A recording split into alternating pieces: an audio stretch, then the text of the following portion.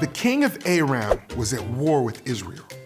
The king planned to set up camp for his army at a certain place. Elijah sent messages to the king of Israel, warning him about the army's location. When the king of Aram found out that his plans had been discovered, he thought one of his own soldiers had told the king of Israel where they were staying. But the soldiers said, "We didn't tell. It was Elisha, the prophet in Israel. He knows what you say, even when you say it in secret." The king of Aram heard that Elisha was in the city of Dothan.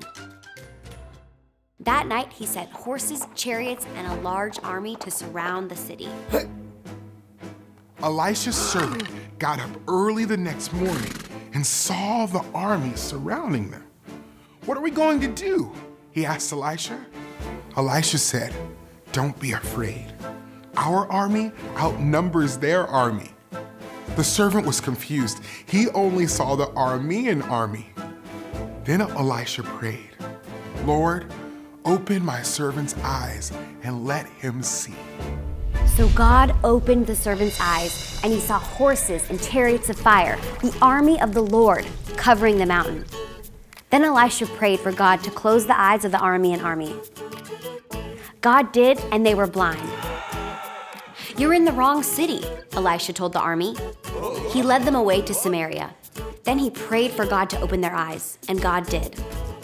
Elisha told the king of Israel to give them food and water. Then the king sent them home. That army did not come into Israel again. God opened the eyes of Elisha's servant so he could see God's protection. God is always with us. Jesus came to earth as the visible image of our invisible God.